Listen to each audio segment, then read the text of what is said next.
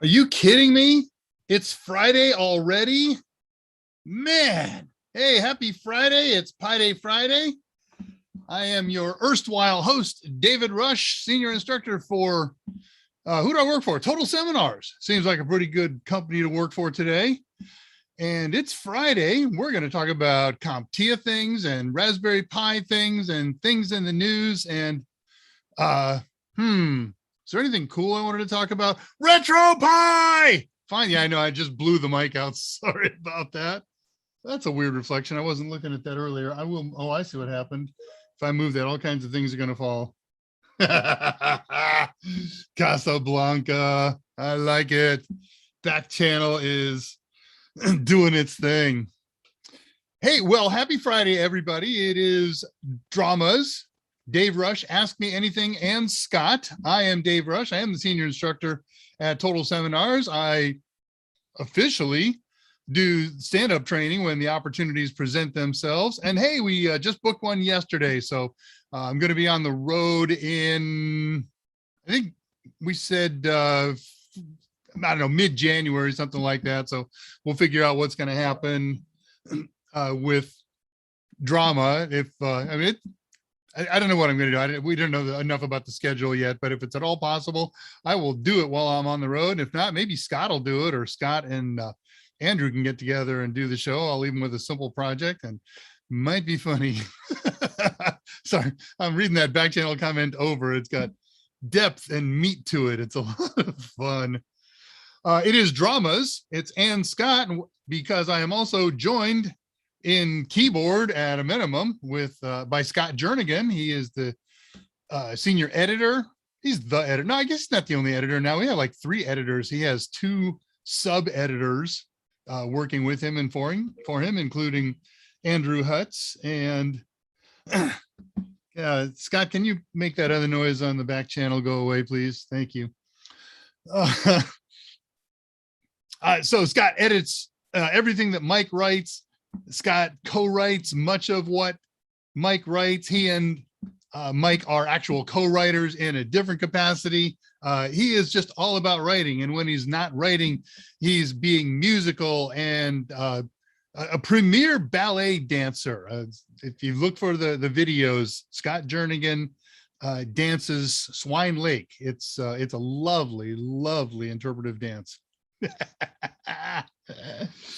Scott is a technical guru in his own right. He fact checks and researches, and he knows all this stuff anyways, but whenever anybody writes anything technical for any of the books, then he's in there digging it out, looking for the truth, looking for accuracy. So, and he's become fairly knowledgeable on this happy stuff too. Attention, everybody on the back channel. Post as necessary. Because I don't have audio off on my machine and I don't want to make any changes to it right now, and just keeps winking and blonking and wanking at me. I will get that fixed for next week's show. It's always done that, but today it's particularly busy. How's that? Well, let's see what's going on today. Goodness, I have some fun things today. What is that? I'm looking at my notes, and Microsoft Word is telling me it's double underlined some word saying you're using this wrong. Oh, well. All right, so Scott is working the back channel. Okay, if you say so.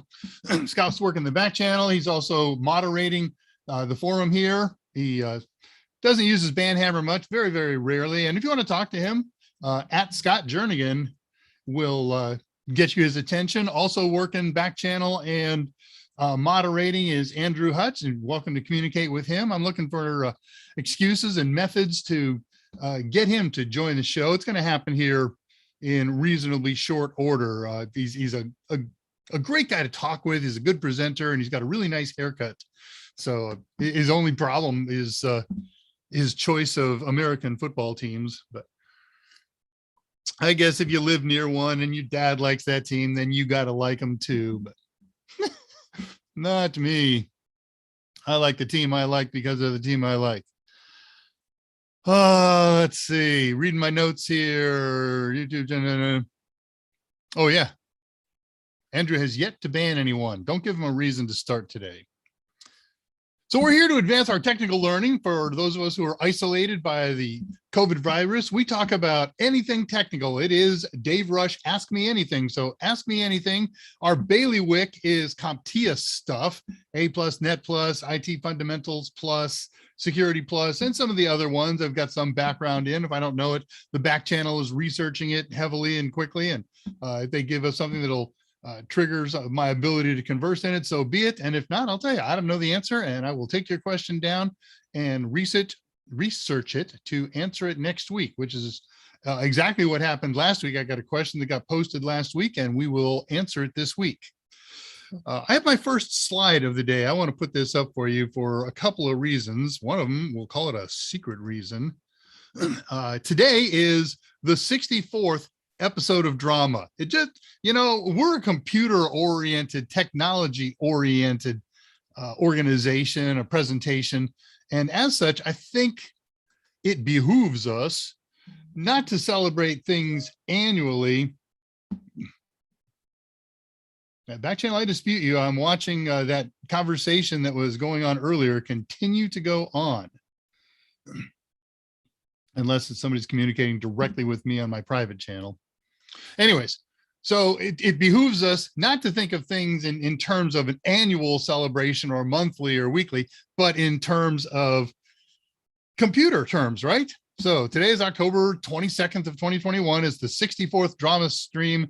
And as I was writing that down in my outline, 64, wait a minute, that's a cardinal number in binary, 2 to the 7th.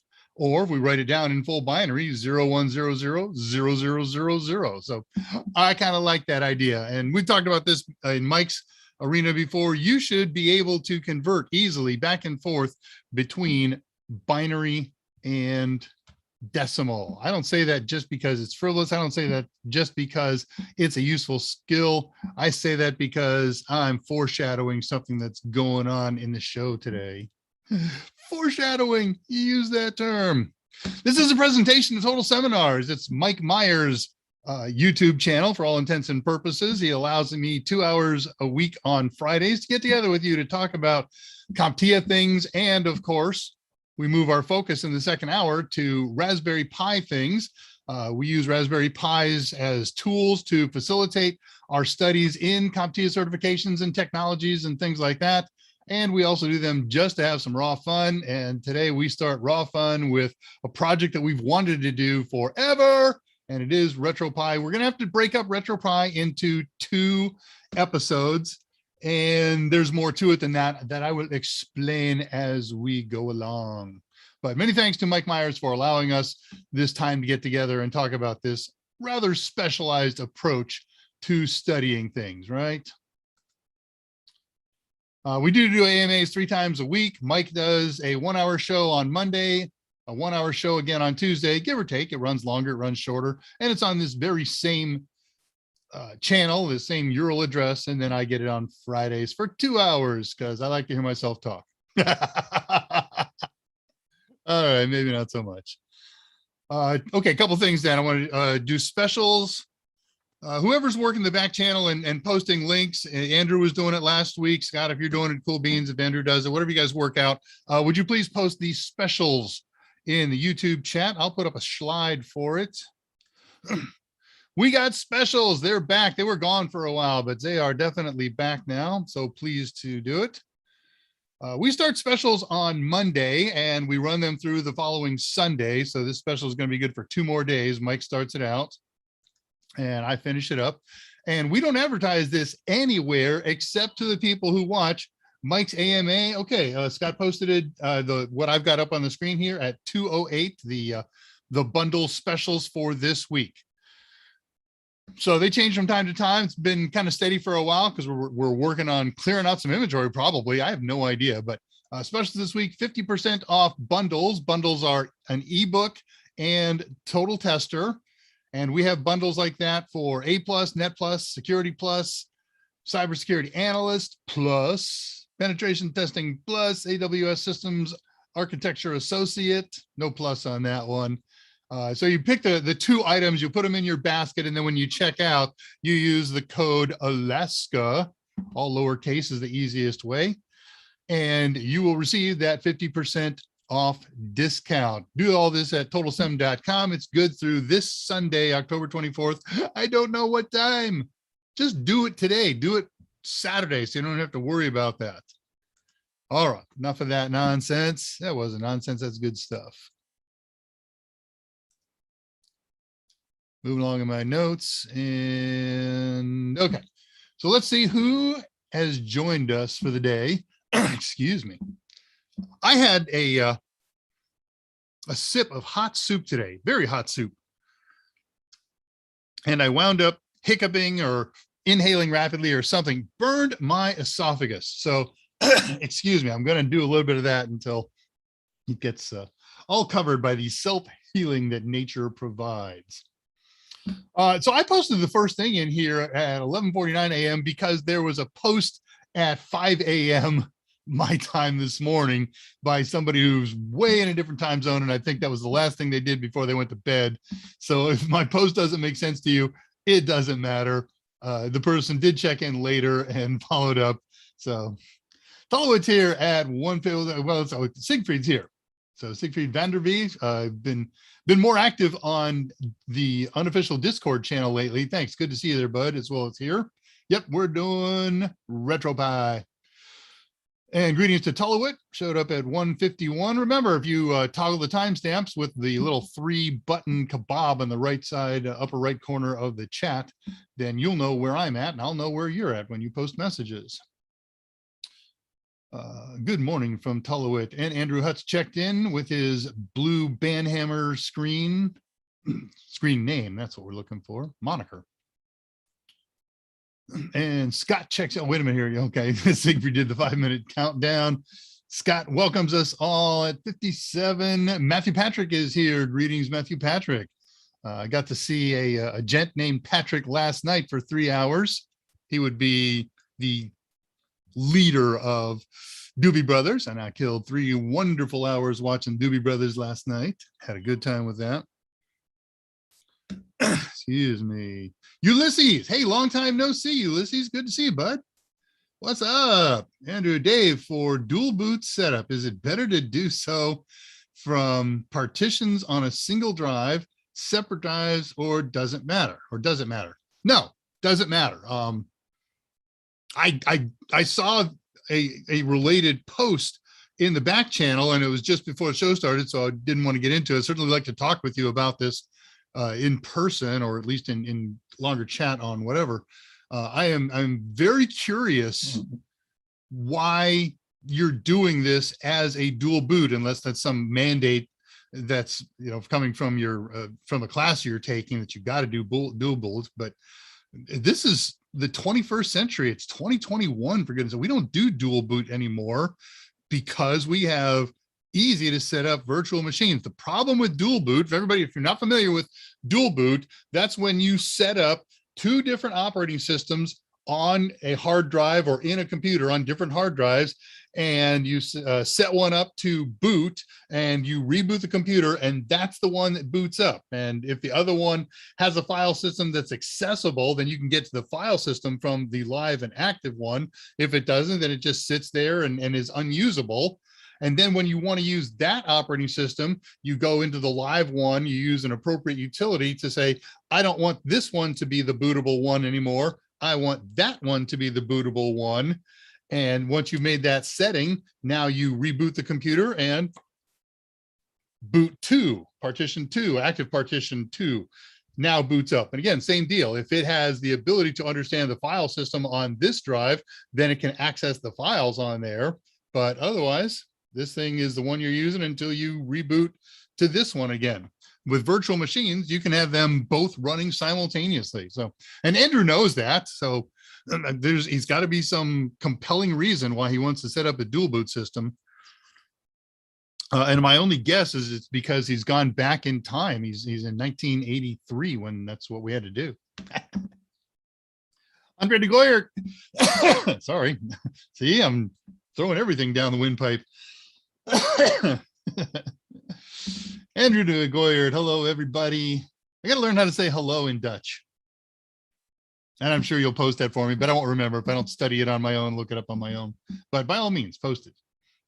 And everybody's saying hi to each other. Finally, it's Friday, Retropie Day.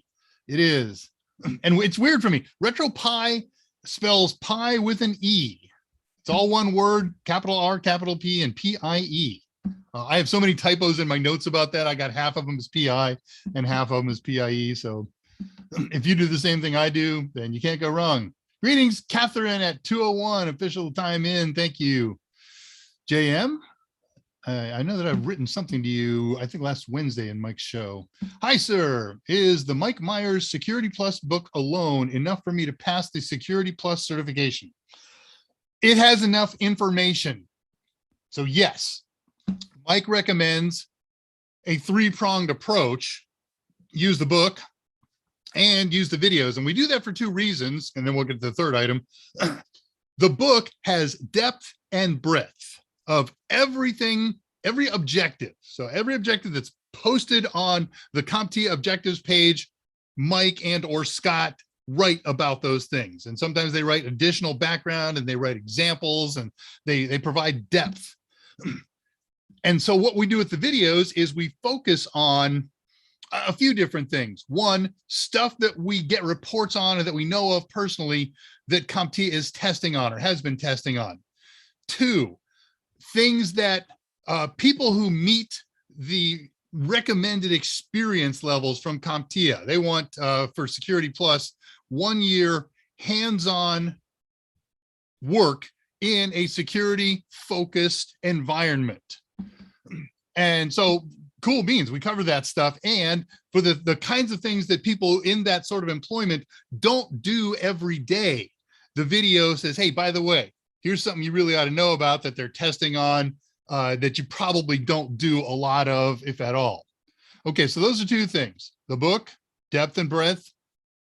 The videos, focus on stuff you really need to know to really get ready for the test. And then third item, practice tests of some kind. We have Total Tester online. We have some practice tests that are smaller in scope and scale on Udemy and some other platforms. And of course, we have some competitors that have fine products. Watch out for those no-name products. If you're getting questions from a source that didn't write the question, they picked it up from somebody else, somewhere else, maybe brain dumps.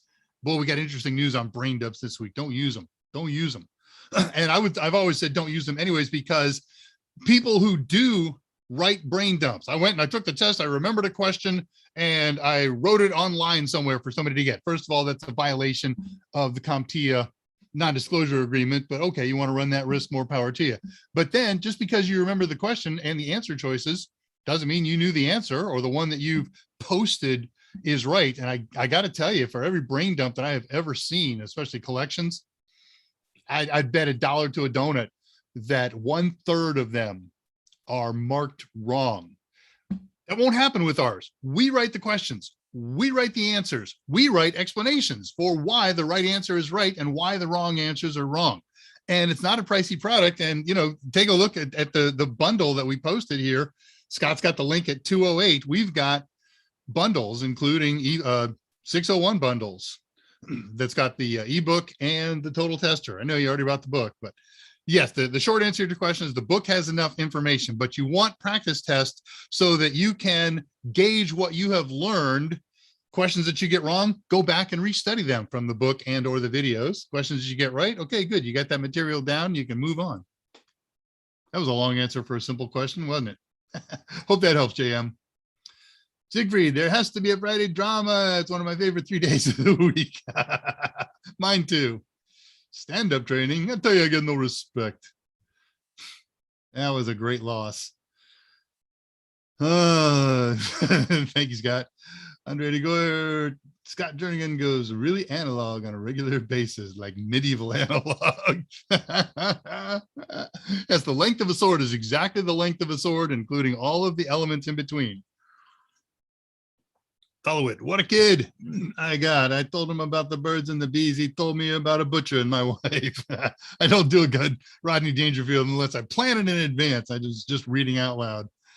All right, Andre, you're lucky. You didn't tell you. Oh, God. All right, I'm not going down these roads. I have to read silently on some of these now. I can't just read them extemporaneously. Hello in Dutch is Heineken. That was my beer of choice when I was too young to drink, but was drinking anyways.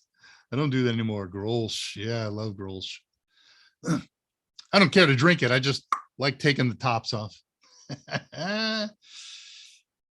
Andre.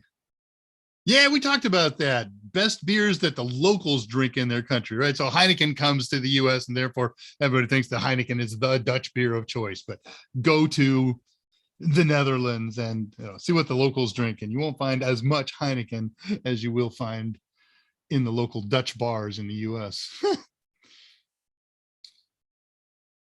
Getting to the end of the current batch of questions, so I'll head over about finishing up here. Don't like Heineken either. That's for export and tourist. I nailed it.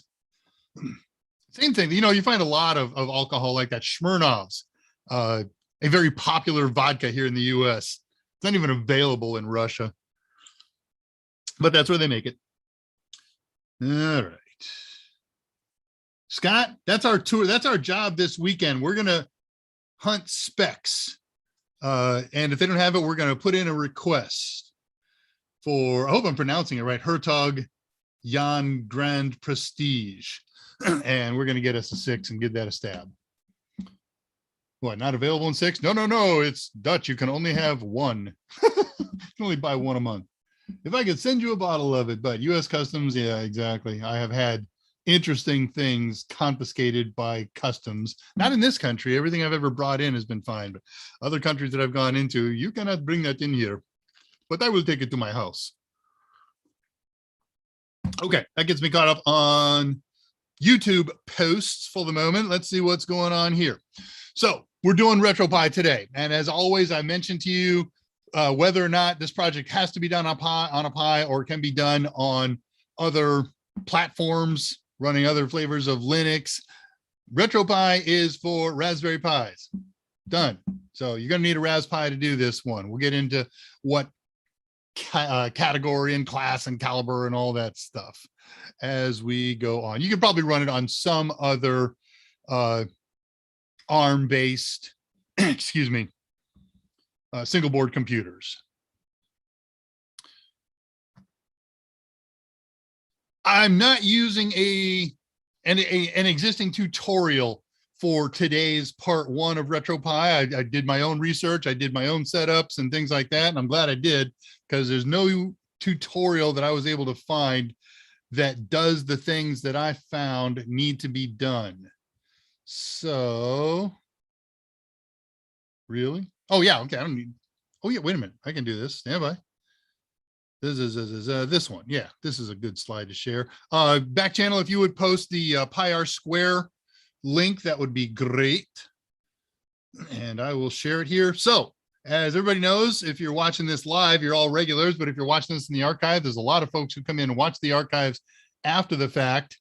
And some of this material and content is quite new to them. So I maintain a web server sitting right here on my desk that you can access from wherever you are in the world, at least on Pi Day Fridays. And it holds, among other things, a repository of all of the documents that I use to do this show, all the PDFs that I create, my notes, my tutorials, my pictures, whatever you got. And you can always access it on a Friday when I'm doing the show at PyR Square, PIRSQUARE.zapto.org. If you are watching this and it's not a Friday, you're watching this in archive mode and you want to access those files, thank you. Andrew posted at 2:23, this same link here, so you don't have to leave this posted up. Then kick me off an email. I haven't put up contact information. Let me put up some contact information. I can do that. So if you would like to communicate with myself, with Scott, with anybody else at Total Seminars, you'll find the pattern here. It's pretty easy to figure out. Just kick me off an email or catch me on the unofficial Discord channel. I'll put that stuff up in a little bit.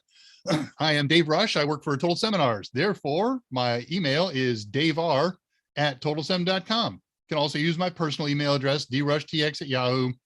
And I watch and react to my emails pretty quickly, unless I'm sleeping. It's the middle of the night and you're on the far side of the world. Likewise, Scott Jernigan works for Total Seminars. Easy enough to find at scottj@totalsem.com. Andrew Hutz, ANDREWH, he works for Total Seminars. Michael Myers, president, chief author, raconteur, and so many other things.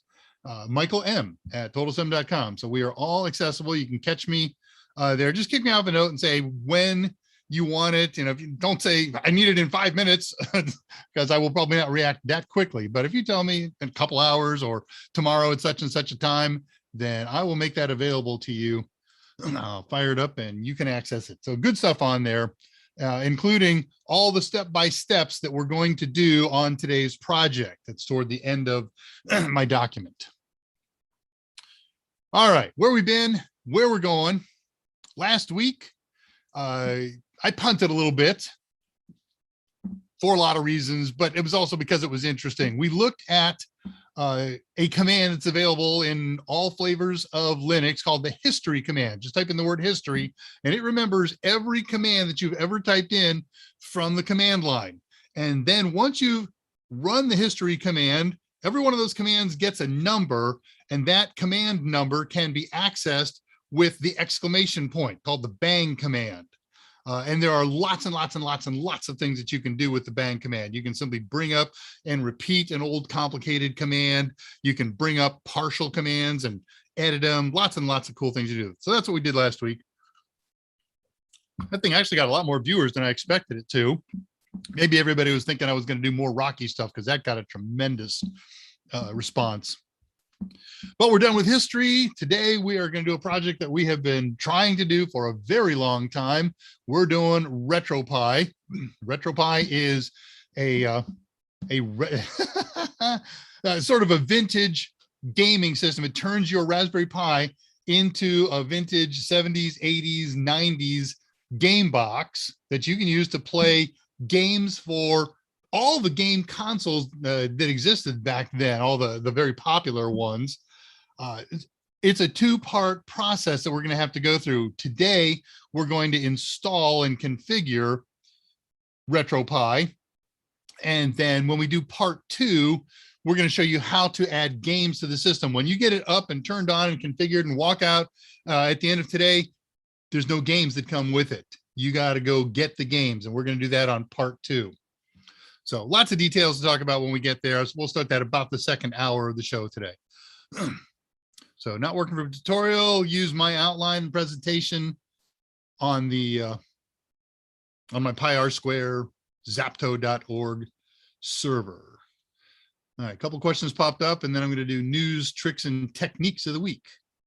It's the first time I said it right in a long time. Sorry, I super scrolled, but I saw a cool post that I'll have to get to in a second. Right here. Okay, I know we're out here. We're at 221. Andrew, I was thinking dual boot purely because I'm mad about Windows and I want to feel like I'm not using it at all. Okay. So other options, Andrew, are to use a bare metal hypervisor, or even, take a computer, take whatever computer makes you happy, and do a Linux install on it. Just an old junk computer, basic hard drive on it, 4 gigs of RAM, something like that, and set up whatever flavor of Linux makes you happy, Ubuntu, whatever. And then don't do that with a hypervisor, just boot up Linux, and then set up a hypervisor in that flavor of Linux and do your other Linux flavor in there. Now there's no Windows involved. You can do Manjaro. And the answer to your question in the back channel a little while ago, I have experience with Manjaro. It's about 20 years ago. So that's not really fair to say that I have experience. Yes, beer run this weekend. I'm serious about that, Scott. I'm going to go, I'm going to check out the local. We have a big chain here in Texas. I don't know if it's Houston only or if it's all over Texas. It's called Specs. SPECS, and they're the ones you go to when you're looking for the most odd grappa that comes from Swaziland. They're gonna have it, or if not, they'll get it. Ulysses, Dave, are you an Android person or iPhone? My family all has iPhones. I understand them enough to support them. I'm an Android guy. It's a more open operating system. I do more things with it. I install packages and programs and apps that do things that you can't do with iPhones, but I don't dislike iPhone. It's right for some people. Just doesn't work for me. Andre talking to Andrew. Man, Brave has just gone crazy lately with ads. Hey, Tulawit, we were talking about this the other day. Brave had changed its advertising pop-ups to the upper right-hand corner. I did an update on Brave this morning, and now they're back down lower right and big. And I like the little tiny ones that were in the upper corner. I do not like the big ones that hog up all of them, my real estate in the lower right-hand corner. All right, I could use a dual beer after the day I've had. All right, looking forward to hearing about that. People talking to each other. 6 people have not hit the like button yet. Oh no. See, I don't need this. Yeah, I guess I do need that up. All right, passing on here. Passing 2:23 is a time mark. Or is he though? Tulawit. Andre, kick you off an email. Why are you on an email at Total Seminars channel? Because I'm old. I don't do everything with text. Kids today don't use email. My kid's coming up on his last year of college, and the college makes him have email because the administrators are old like me, and so they're used to email. They send it, but the kids, when they're communicating with each other, sending documents or whatever, they do it all on text or any of the social media, texty oriented things like that. So we are the last bastion of email.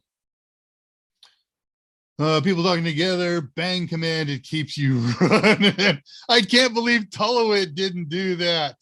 Scott Jernigan for the win, keeps you running. Yeah, there's so many good doobie puns.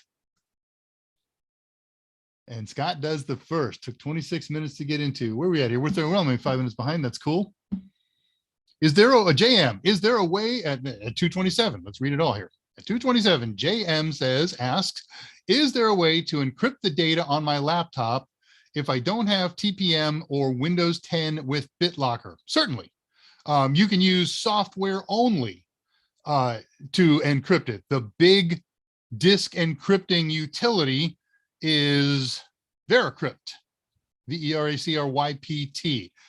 There's other third-party encryptors out there, but a software only solution. And I would do that as my search engine words, software disk encryption.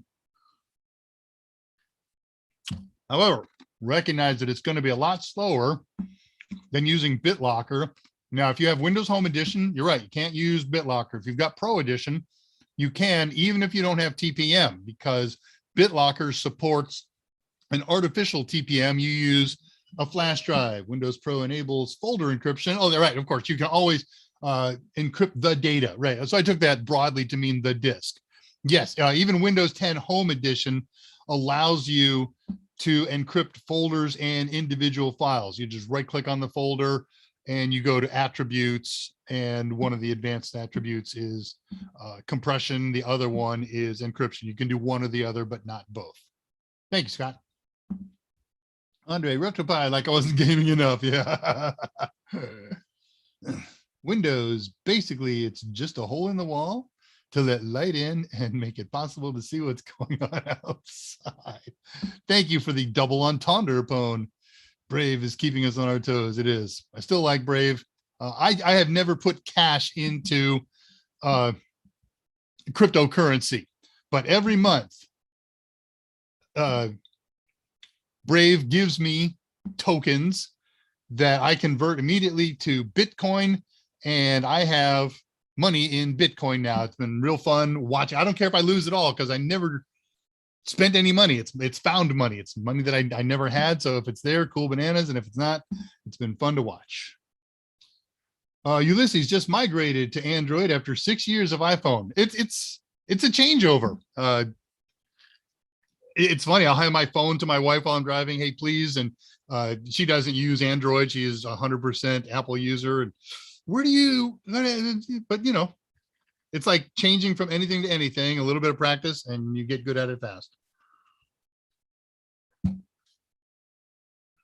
Cleopatra to encrypt, says Andre. Okay, cool. I'm not familiar with Cleopatra with a K, but that's cool. What Android apps do you recommend? What do you want to do, Ulysses? I'm looking at the Discord. How's that? I live to be connected to Discord. I don't talk on it all the time, but good Lord. Let's see what's interesting in here in my list. Ticketmaster, Malwarebytes, Piano Tuner, Brave, Wise interface for my home cameras, and Wise Car for my camera, QR scanners. I have a couple of games on here. I'm not a gamer. Spotify's on here, PayPal's on here, CPU Z, Wi-Fi Man, and Wi-Fi Transfer Pro. Those are huge tools for me. Wi-Fi Analyzer. Those are all things that you can't do on an Apple phone, on iOS phone.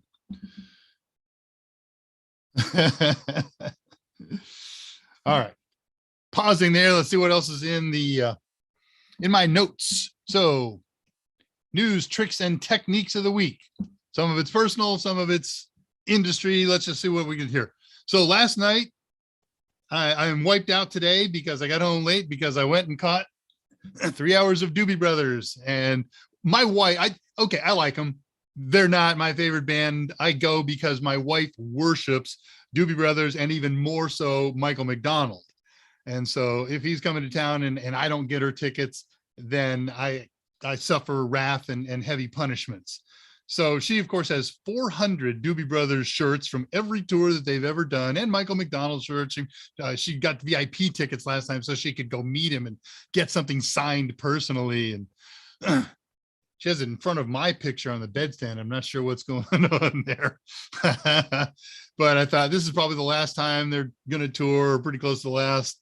Nobody's under 70 in the group now, so I picked up a shirt from a scalper outside.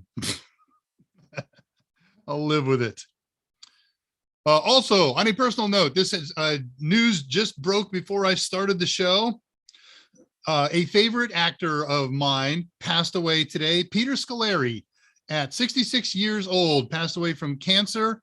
Americans will know him from his first sitcom with Tom Hanks's first show, his first sitcom, Bosom Buddies it was called, and he was a strong character on the last of the Newhart shows. He was the husband married to Stephanie. So we mark the passage of Peter Scolari at 66 years old. So sorry.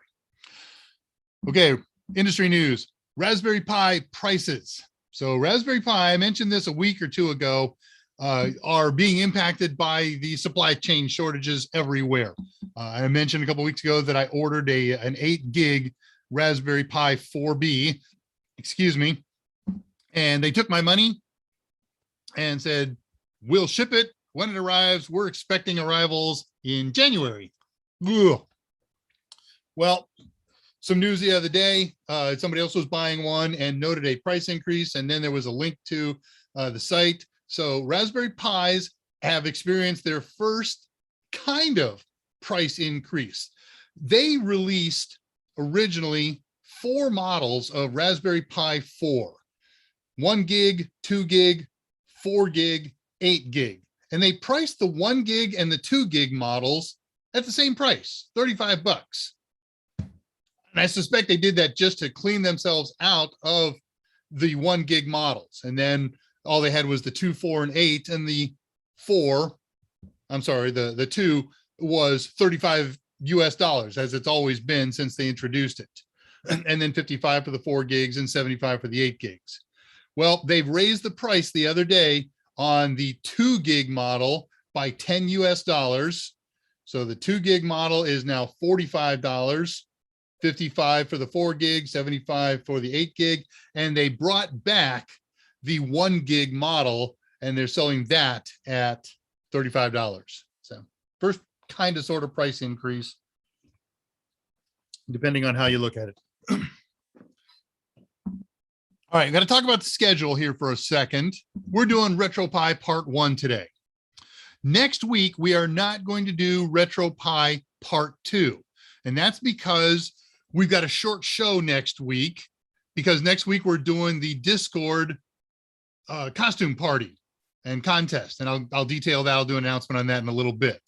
But I want to make sure we have enough time to give Retropie the time that it requires. So I'm going to do a simple project next week. It's actually a very fun project, and I'll cover the actual topics later, but we're going to come back then on November 5th and do Retropie Part 2, how to install games. So that's a good thing. It takes a long time to install Retropie. Follow my instructions exactly and babysit it minute by minute, and somebody better get that. Lost my train of thought. Plan on about a half a day. Okay, you're not going to be able to do this real time with me. I'm not going to do it real time with you. I've had to do everything in advance. I'll be able to show you all the menus that you need to do and then say, click this and go, and then walk away. Some things are going to take an hour and a half. So not happening. But the installing the games, that's reasonably quick, but it's not quick enough that I only want to devote a little bit of time next week. So next week, different project. And then the week after, we'll do part 2. Let's see. Oh, yeah. If you didn't already know it or expect it, we are giving away a voucher today. I'll be doing that toward the end of the show. I got a really interesting twist on the contest today. It's a fair contest. I'm not sure about picking the winners, but the contest itself is fair.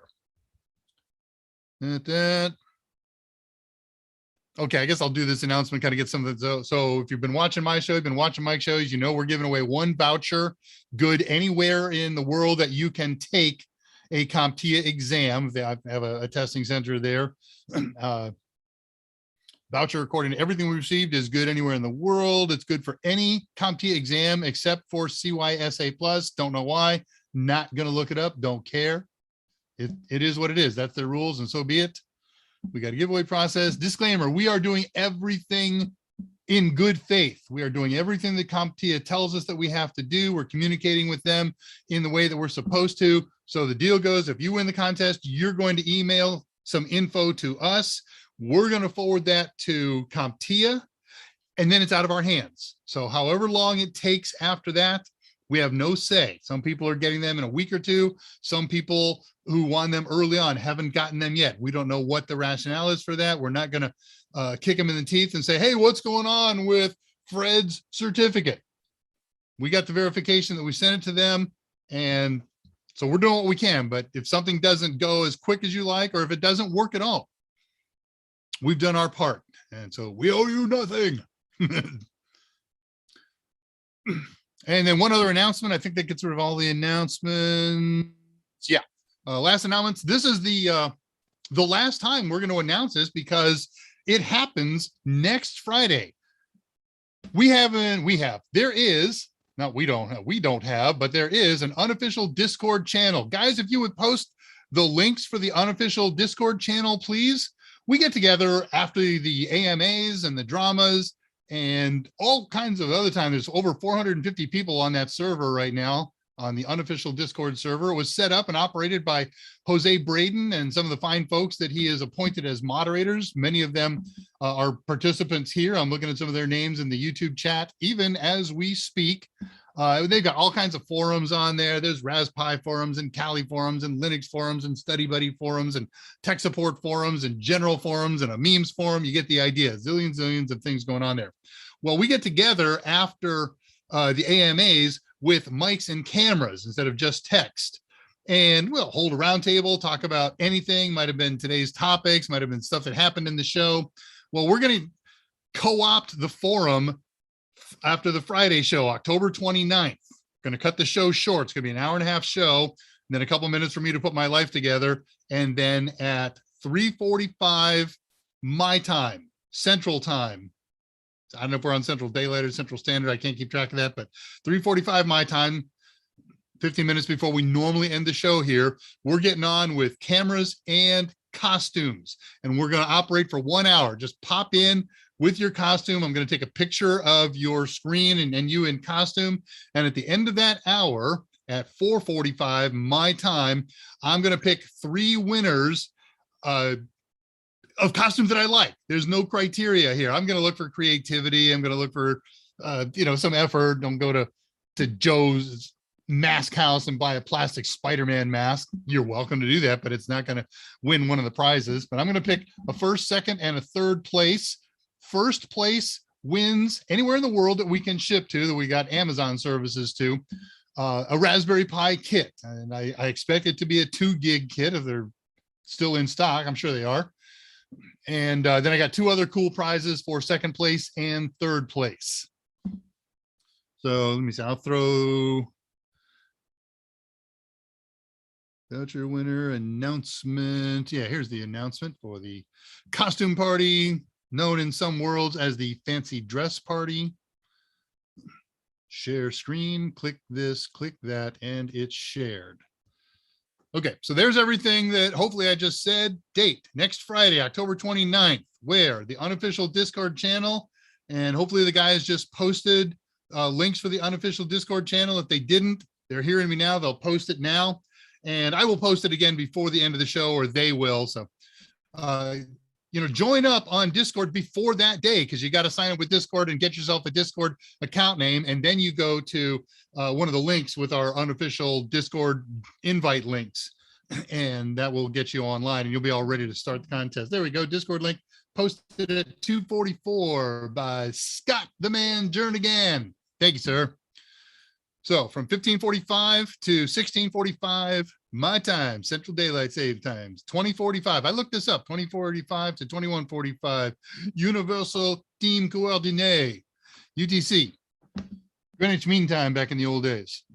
We will run this contest. I'll announce winners just after 21:45 Zulu time, as hams and pilots would say, and military. Contest, best costume, totally subjective, decided exclusively by me. And by the way, if you win, I don't want to see one note an hour later, a week later, a month later. Where's my prize? I will ship it as soon as I possibly can. And once I've shipped it, I wash my hands. I'm not Kathy. All right, fabulous prizes. We did that, a Pi 4 for first place. I never did fix this typo. Excellent. You get the idea. Total Seminar employees. We may get Dudley on, whose face you've never seen on here, but he expressed interest and told me to remind him about it. So I will remind him on Monday. I'll do another LinkedIn announcement about this, just to remind everybody. So if you haven't hooked up with me on LinkedIn, hooked up with me on LinkedIn. Just look for Dave Rush or David Rush and Total Seminars, and you will find my link. All right, that's all the announcements. The only thing I got left in my notes, is unanswered questions and then the project. No, I got 2 other things in there. But let's see what's piled up here. Yeah, I got 13 minutes to get through all that other stuff and then do the project, which goes, since we can't do it all in real time, reasonably quickly today. All right, I left off at about 2:30. Nice, just migrated Android. Okay.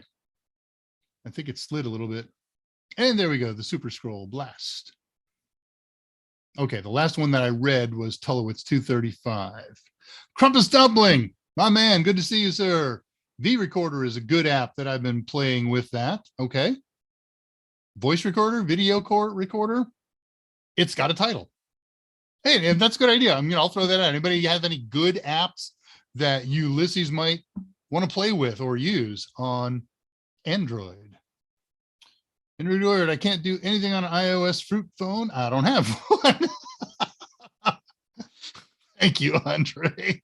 I should read these things to myself first.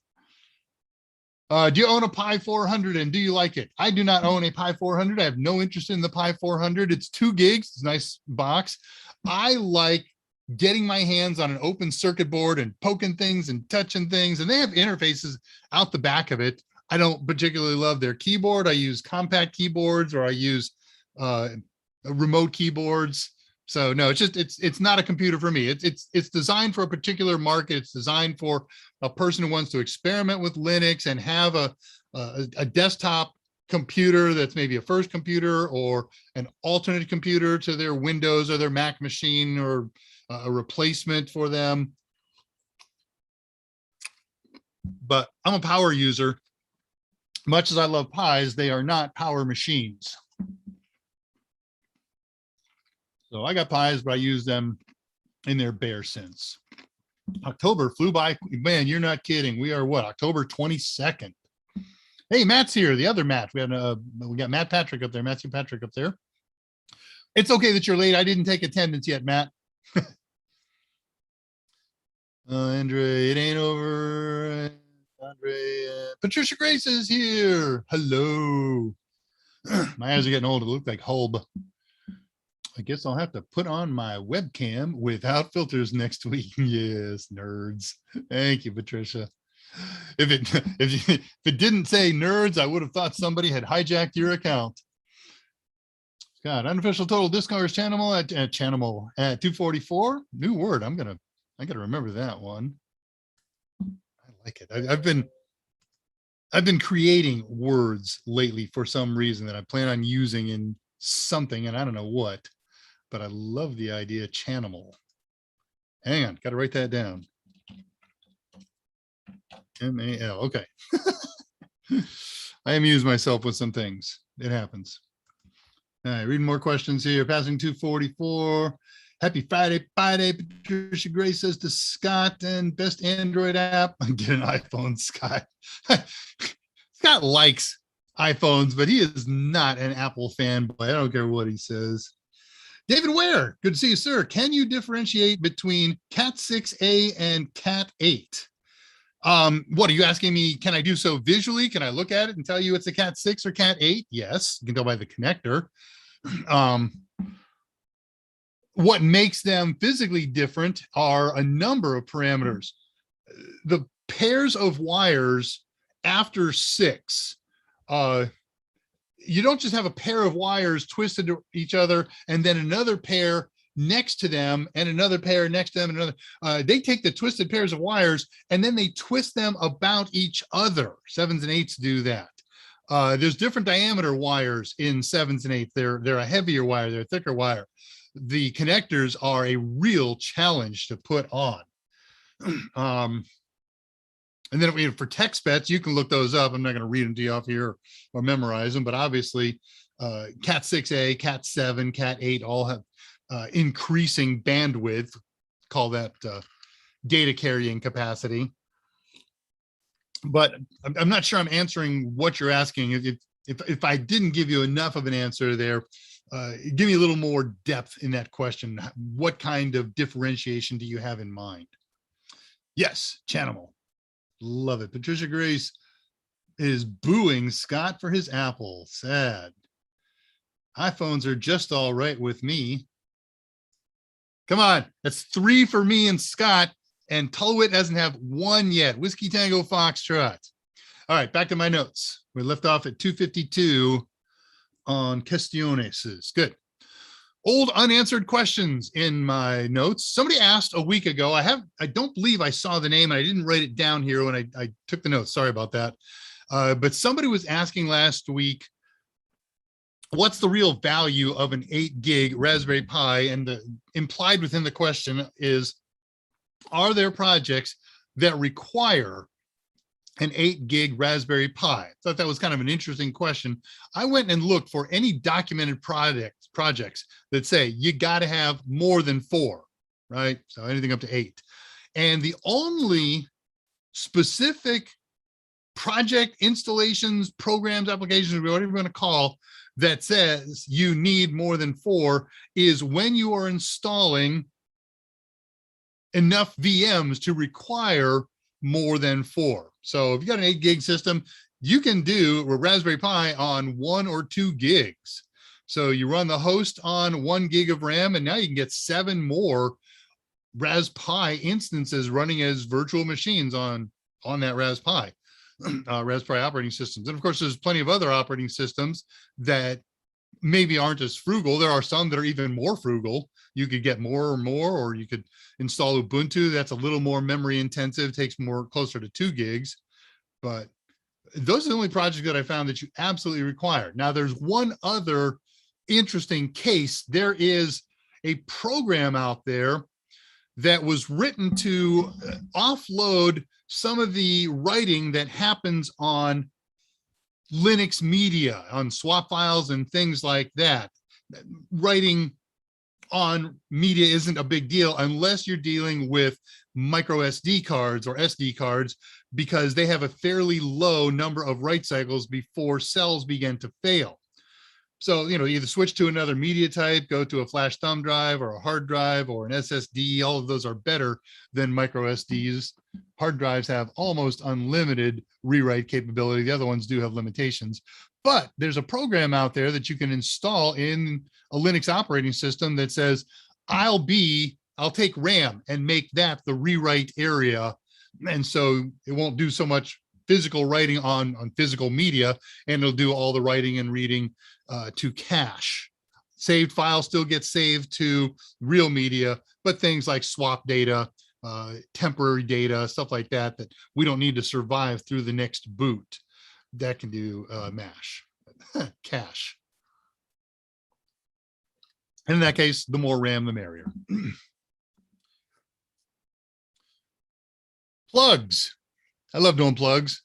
So we have regulars here, and Sunny Mango, I think, I haven't seen them yet today, but they had a thing that they want plugged. Guys, if you will post the plug Andrews, Tulowitz, and Elbows sites on the back channel, I'll put up a thing here. We've got some regulars here who run their own websites and blogs and things like that with interesting stuff and articles. They are friends of the show, and so we're happy to plug them. Andrew Hutz has a security-oriented blog, a hacking blog called tgasec.wordpress.com. Tulowitz got a YouTube channel where he shows slices of life in Hawaii. That's kind of fun. It's got a long, complicated one. I'm not going to read it out to you. And Elbow, a regular here, I haven't seen him on today. He's got a YouTube blog called Reality Tech, where he reviews budget hardware and software.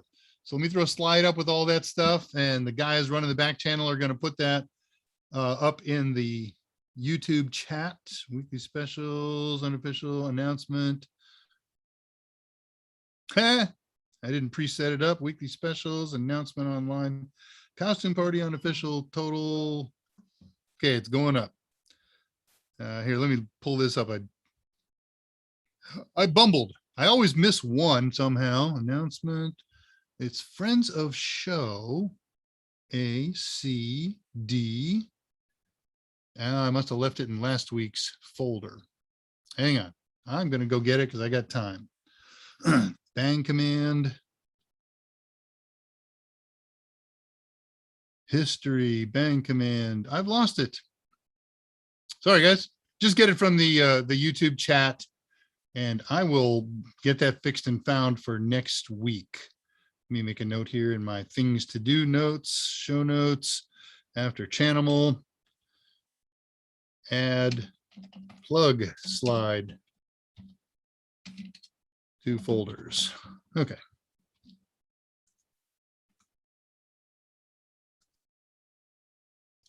Putting things back to normal. There we go. All right, we're going to take it on faith. There we go. I see back channel messages. All plugs posted at 2:56. Perfect. Thank you, guys.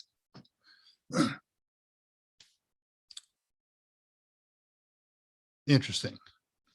I may have misspoke. I'm not sure if Windows Home lets you encrypt folders. I actually think that's contrary to its philosophy, but I'll double check that. But certainly Windows Pro will let you encrypt individual folders or groups of folders, and this folder from here on down. So I might have misspoke on that earlier. I apologize if I did.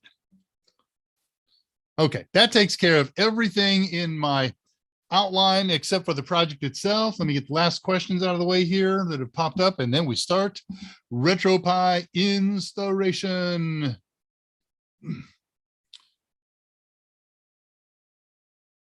Sorry, I super scrolled. I'm looking where I got it. Okay. So picking it up with Andrew Hutz's post at 2:53. Having the biggest, baddest Raspberry makes you feel like a big man. That's why you get 8 gig. Yeah, it's kind of like that second adulthood. The same reason you buy a Corvette, right? If you're a guy. So talking to Andrew. Andrew, you get the 8 gig pie because you can. Be prepared for the future. Do it the Texas way. Bigger is better, right? The American motto If more is better, too much is just right. Okay, Scott's posted links at 258, 3 in a row. Very good. Thank you. Well, that's a lot of typing, guy. Wait, Scott, well done. I don't know how you memorize all that stuff. Dave Rush from Tullowood. Maybe I would rather just listen to the music. Thank you. About dang time. Goodness gracious. As long as you're listening in a China Grove. Just north of San Antonio, as I recall. My wife, if bugging me. If you miss one, reload and shoot again is what I wanted to say. Ooh, I hope that's not a topical content. No. Oh, is that right? Has Karen arrived? I can't see that screen. I'm not going to go look at it. All right, that's caught up on questions at 3 o'clock. Just perfect. The way things are meant to be. So RetroPie, turn your Raspberry Pi into an arcade machine that plays older games from Nintendo and N64 and SNES and lots of other goodies. So let's start with hardware basics, then I'll talk a little bit about it, and then we'll get on it here. So you need a basic RPi setup. So bigger the better. And 4 gigs is plenty on RAM. 2 gigs is plenty on RAM. 1 gig is okay on RAM because you're only going to play 1 game at a time here. This is a dedicated box, right? I mean, it's Linux, but it's not a Linux box. You're just going to have RetroPie running on there and a game, and you switch that from game to game. So a 1 gig version is just fine. And I'll show you, they've got something interesting going on about different ways of a minorly different thing to do if you're going to install it on a Pi 0 or a 2.3 or a 4/400. What about the size of the storage device, the SD card? Well, plan ahead for that one. You don't need much to do and install and get a couple of games on there. 8 gig, 16 gig works fine, but you're going to collect games. We call them ROMs in this business because back in the day, a game used to be on a chip, on a read-only memory chip, a ROM, that was in a cartridge. You know, remember you socketed those things into a kind of a cassette type connector, and okay, you got a selection of games, or you got one new game or whatever it is. Well, they have extracted the code from those ROMs and turned them into files. So of course we download those things and put them into various folders on our RetroPie. So in order to, now one of the really cool things, I don't get into this in this presentation or the next presentation, is people have made hardware that you can actually use the old original cartridges. You hook that thing up to your GPIO pins or whatever they've got, a hat sometimes, and socket in your old SNES cartridge, and you're playing it directly from there. And that's just too cool. But for the rest of us, I'm not going to go down that road. I'm not that much of a gamer, and certainly not that much of a retro gamer. Any ROMs that I use will be file based. And so if I'm going to make a big collection of them, I want a big 32, 64, maybe 128, maybe bigger gig micro SD. I bought a 400 the other day because I can, and because the price was really, really low. I think I got a 512 lying around. I've seen them in terabytes. Wow, that's awesome stuff, huh? Let's see, do I need to do, I think I can get rid of this document that's in front of me and bothers me. So, okay, continuing on here. You need a network connection to the install we're going to do. Of course, you need a power supply, you need an enclosure to keep it from shorting out, but basically it's just a basic Pi setup, whatever make model makes you happy. Give it a power supply, stick it in a case if you like, or make sure it doesn't get shorted out. And when you install it, by default, it will turn off Wi-Fi. You can turn it on after the fact, but you're probably going to want a wired connection to get things going. You're going to need, in order to use the RetroPie, in order to play games, a real monitor, a real keyboard, and of course, a game controller or a game pad. But you don't need that to do the install today. Beg your pardon. Now, for getting everything going and started, I'm going to show you how to do the stuff that you'll see. Let's just go with that way. Software, the only special software you're going to need is going to happen automatically when you burn your micro SD card. And then, of course, later, software that you're going to need is ROMs that you're going to get from whatever source. Pardon me. Time. This seems like it should be a really easy thing. All you got to do, in theory, is burn an image to a micro SD card. That takes a few minutes, 10 minutes, 20 minutes tops, depending on your system setup. But after that, the updates that have to be done to the system take forever. I was very shocked. So I would plan on a good half a day. You know, you don't have to sit there and babysit everything. Start this update and then walk away, go do something else, plan another computer, whatever. But the initial install takes a little time. I found and made work a VNC utility that allows us to use my machine and see what's going on the screen of a Retropie machine. It's terrible. It's slow. It's really slow, something on the order of a few frames per second, but it's enough to show you what I need to show you. Now, I don't need to show you anything today. It's going to be next part 2 on November 5th, I think that is, when I'm gonna have to show you anything. But like I said, I made it work once and then I couldn't make it work again, but that's because of some changes I made. And I'll dig into it again to see if I can or if I have to. But it's real easy to say, click this, do this. You're gonna do just about everything from, beg your pardon, command line. You can do that with an SSH connection. But there is one or two things. And if I can't reliably get it going for you to show you in real time, I'll have screenshots and show you stills. Okay, reading my notes. So what is Retropie? I mean, we know what it is. It's an arcade emulator when you really get down to it. It's got a lot of pieces. First of all, we've got the underlying operating system, which is Raspberry Pi OS. So it even uses the same default. The default account name to log in is Pi. The default password is Raspberry, all lowercase in both instances. And then you have a couple of pieces running on top of that. The heart of the gaming guts is a piece of software called Emulation Station. That's the thing that says, I know how to run SNES games, N64 games, Nintendo games, whatever they are. And then attached to that are drivers for things like game controllers and your video cards, your video setup, and lots of other goodies.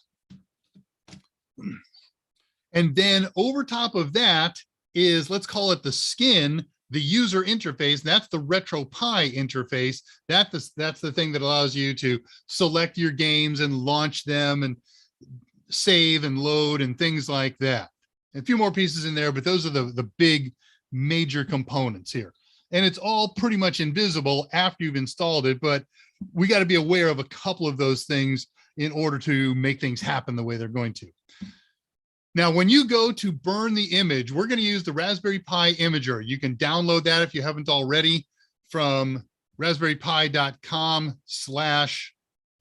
yeah, it's a com now, /downloads. I don't think it's in raspberrypi.org. Raspberrypi.org, they've taken that website and put the charitable foundation on it, and then products and technical support and forums and stuff like that.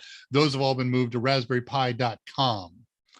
which I'm sure somebody owned. I'll bet there was some interesting negotiation behind that. So we're going to use the Raspberry Pi Imager, and you don't have to download an image of Retropie. If you want to, you can. It's available at retropie.uk.co, but we don't have to, because the ability to access it is built into Raspberry Pi Imager. Coolness, eh? And because we use the Raspberry Pi Imager, we can use the hidden menu in there. I'm going to demo this all in a second to do a lot of pre-setup and some of it's really useful and kind of important depending on your configuration. All right, emulation stations, got the game engines, got the video subsystem, drivers for peripherals such as game controllers. Oh, there's game controllers, drivers for all the popular game controllers. So if you have your favorite game controller for Xbox or PS4, 5, or whatever, there's probably drivers for it already there. Yeah, I'll do that when I get there. I already wrote about it. I don't want to get myself early here. So what I did do is I bought one, I don't know, from flea market or something like that for a couple of bucks. And when I went to configure it on Retropie, I wasn't happy for reasons that will become clear in a little bit. So this week I went online and just looked up best game controllers for Retropie, and I found, you know, list of top 20 of these and top 10 those. And then I went and started looking for them on sites like eBay, and I finally picked a couple. I've ordered some new ones to replace the little junky one that I bought. A good game controller is not cheap. You'll spend $70 if you really go top end. You can buy cheapo knockoff ones for $6 or $7. I went kind of middle of the road, and we'll see how it all works out when they come in. They're going to come in before the costume party show, so that'll give me a chance to play with them, and if I don't like them, send them back and get another better set, but this should be fine. So yeah, I started with this old generic, it's a Thrustmaster, it's brand name. Its problem is it has 8 buttons on it, right? 1, 2, 3, 4, the A, B, X, Y buttons, and the directional buttons. It doesn't have trigger buttons. It doesn't have select buttons. It doesn't have enter buttons. And the installation, the configuration menu expects all those things. So wasn't happy with it. I could always reassign them, but I want more buttons because more is better. Too much is just right. All right, so let's do what we need to do to install things. Get your handy dandy micro SD card and install it in, if you've got a slot for it in your computer. If you've got a laptop, it's probably got a slot for it. If you've got a regular desktop, you either added a reader, or you can pick up something like this. This is a new one that I got the other day because the old one that I had is aging out. I think I've showed you this before. I had some problems using it when I was doing our episode on cloning hard drives. Come here, you. I like this one because it's got literally 17 different sockets for plugging in all kinds of different things, but it aged out. And the new one with the multitude of sockets was very expensive. And I don't use all those things anymore. I use a CF card now and again for photography work, and I use SD and micro SD cards, but all these other creative things I didn't get. So this guy I picked up at Micro Center the other day for $7 US, and you can get them online cheap. I got this one because it's new and it's modern, and I know it's new and modern because it uses USB 3. Huzzah. So plug this in there into your laptop or into your adapter and plug it into USB. I'm going to plug this guy into my adapter that I've already got up here. Come here, you. Now, I'm not going to actually smoke this thing. I'm just going to take you most of the way through it. Come on, recognize it. You know you want to. There we go. Because that's my Rocky Linux micro SD. And when I get done with this project, I'm going to convert that machine that I took it out of back to Rocky Linux. Really like that operating system, having a good time playing with it. And as I mentioned to you, I'm going to do another personal show where we're doing Rocky Linux and learning it on that thing.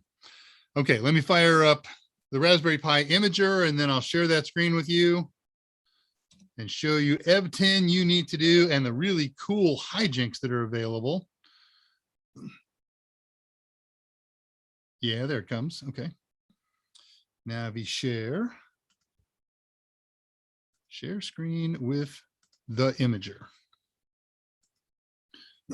Okay. So this is what you see when you get Raspberry Pi Imager up. You can pick these things in any order, choose storage. Okay, I've got my micro SD card. That one's a 32 gig card. It shows up in the list. I pick it. And now here's the cool part. You're going to pick your operating system.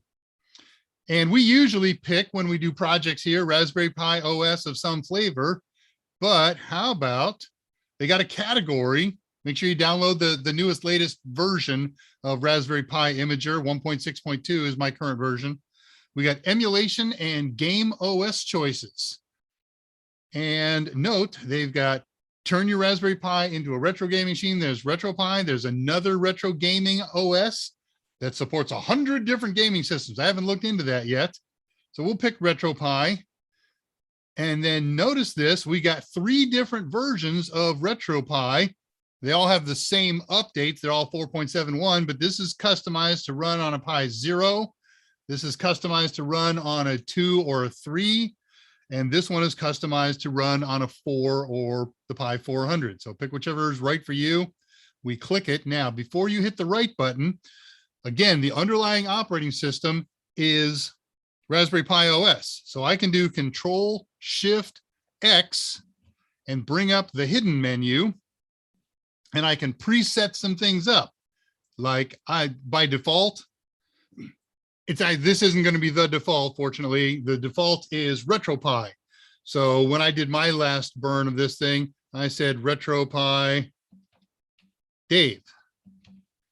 And you want to enable SSH now, because otherwise you have to start with a real monitor and a real keyboard and then go into another utility to turn on SSH. So use SSH, and then this is the password that you use for Pi. You can set it the usual one, Raspberry, RASPBERRY, or you can do like Andre de Goyert. He always picks something unique and then forgets what it is and has to blow away his installation and do it install from scratch. You get the idea. And don't configure Wi-Fi now. You can do that later with their utilities.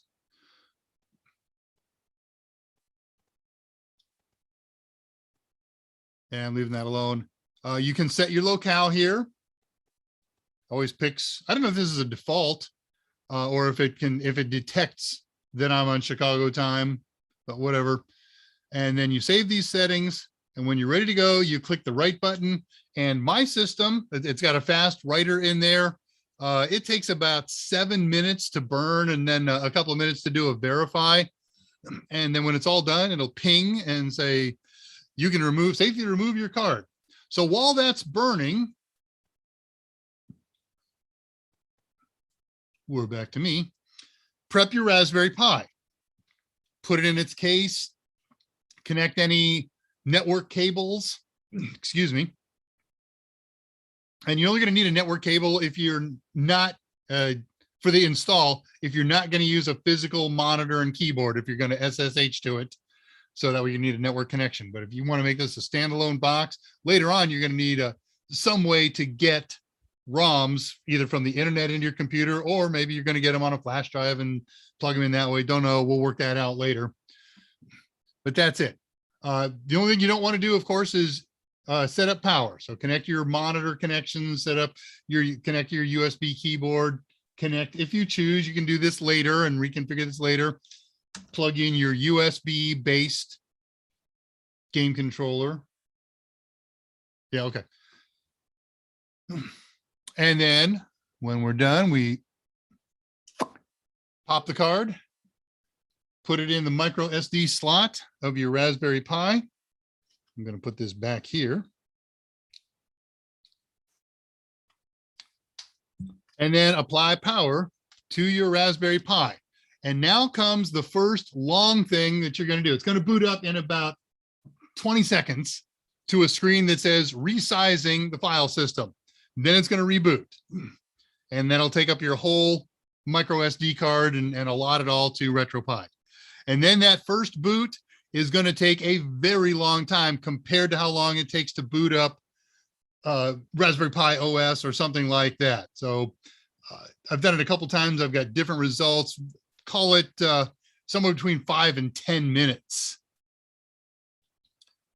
And if you've got your controller plugged in, the first menu that you're going to see on the screen is configure your controller. It's going to say press any button and hold it down for a minute. And then it does an attempt to auto detect the make and model of this thing. And then it's going to take you for a menu. Press the button, that's the left shoulder button. Press the button, that's the west button, and so forth. If you don't have this plugged in, cool bananas. And if you do have it plugged in, you can skip that, just touch the F4 key on your keyboard, and you can go back and configure it later. Then it's going to take you to a menu on the screen that is of no help at all. You got to quit out of that menu and get to the command prompt to do all the updates that you need to do. I'm going to do it with an SSH connection. So connect with PuTTY and demonstrate the next thing we need to do. So let me fire up PuTTY and share it with you.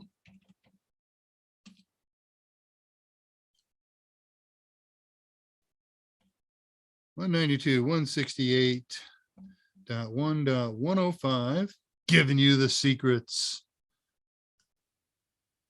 And it says, who do you want to log in as? I want to log in as Pi and password Raspberry. I know you can't see it. You will. Okay, cool. Now we share.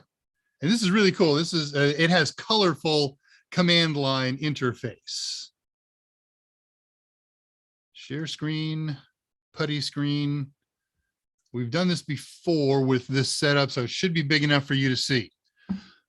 So here, my last login was a day or two ago. SSH is enabled by default because I enabled it when we did that write job of the image. Excuse me. And it says I'm using the default password for Pi, and it gives me a warning. Hey, you should change that, and tells me how to do it. Okay. Wi-Fi is currently being blocked by a utility in there called RFKill. If we want to turn on Wi-Fi, we'll use their utility to do it. Show you where that's at. And you should certainly, before you do that, set your Wi-Fi country, because otherwise it'll set up some channels that may not be legal for your country. All right, so here I am at the command prompt, and we've got to run a command here to get into the configuration utility. This is documented in my archive document. You could pause the screen here when I type this in. So you can see it's a little bit of a complicated command. So we're going to run it as sudo. And here under my home folder, which is where I'm at, you can see the little tilde here means I'm under the home folder.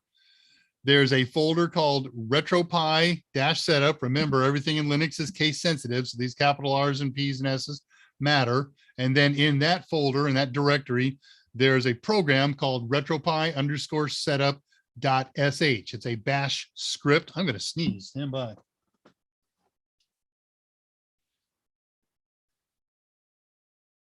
Excuse me. That's never happened. I've never sneezed on air with you guys. All right, we hit the enter key here. And there are 4 things that you have to do, and there's some other things that you might want to do. Now, basic install is going to go out and get the, not the image, but it's going to go and get everything again and restart. That's an okay thing to do if you really wreck things up, but I wouldn't do it that way. I would just go back and reburn a fresh image and start up. I want to see which order here I did here. Optional. Okay, optional. The first thing that I had to do when I set this up is the font was really small on my monitor, and my monitor is way over there, and my eyes are more than 27 years old. And I said, I just can't see that. So I had to change the size of the fonts. In order to do that, we stay here in the main menu. We go to configuration tools. And then we go to console font. And this is all real time. This is kind of cool. If you're doing this with SSH and you make a selection here, you'll see it happen in a couple of seconds on your physical real monitor. So I changed mine from the default, which was an 8x16 number. And that's the only time if you pick this, you're going to have to restart RetroPie. Excuse me. But if you pick any of these others, they just happen and it's cool. So it's only when you go back to the default. So I think I set mine for a medium, and I tried both of these, Terminus and VGA. Terminus makes a little smaller font, gives you a little bit more lines on your thing. But and if you want to go for large, if you really can't see, 16 by 32 fonts are available. Now, let me explain this menu a little bit. Up and down arrows work the top part of the menu, and left and right arrows work the bottom part. So you can't move from the top to the bottom like you do in a lot of similar looking menus to this one. You just pick what you want from the top menu by arrowing up and down, and then you make it happen or don't make it happen with right and left arrows using the bottom menu. So I'm going to cancel out of that. I got a good font that I'm happy with. All right, so that's one of 4 things that you might have to do. We'll call that one optional. The next one, I'm afraid to go very far in here because I don't know how far I got to go to make sure it doesn't happen and we wind up doing something that takes an hour and a half. So I'm going to just demo all the submenus to this that you need to, and it's all pretty easy to figure out. So the next thing to do is to update the Retropie script. And I will go, God, if I okay this, I think it gives me a warning. I'll take a chance here. And you would think this is a script. And so yeah, it goes out and gets the script and updates it. But no, there's more to it. And it goes and does a lot of things. And one of the things you're going to see on some of these menus is when you hit the enter key and you hit the big OK key and things start happening, the black and white text is going to start kind of tearing and overwriting through this menu, and then it'll get pushed off screen, and then you'll see, usual update kind of lines, and they go and they go and they go. And then when it's all done, this menu will come back in nice, clean format like it is now. So step 1, update the console font. Step 2, update the Retropie script. And I'm just you would click OK. I'm not going to because I'm afraid it'll start. I didn't make good enough notes to say it's safe to do this. After that's done, I got a note here. Note, this takes a while. Then we're going to do a regular update. This is going to update all the packages. They don't have a very updated image on their site. So this one is the one that takes between an hour and an hour and a half. So hit the enter key on that, approve anything. Now, if they ask you along the way, any yes or no questions, hey, it's going to update this. Do you want to do that? Yes. You want to update everything that it offers you. Hey, I got that right. And then when all that's done, the final step is you got to reboot this thing.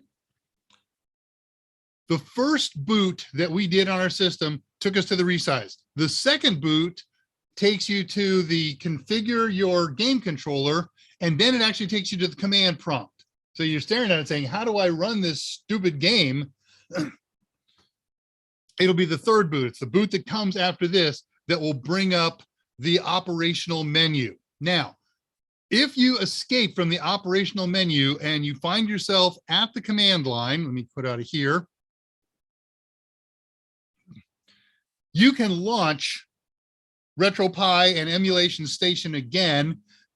You don't do it from PuTTY. If you do it from PuTTY, PuTTY is going to lock up. It will run. It'll be great on your machine, on your physical monitor, but PuTTY is stuck like this. If you quit out of PuTTY, then it will undo that. But the command that you're going to type in from the real keyboard and real monitor is one word.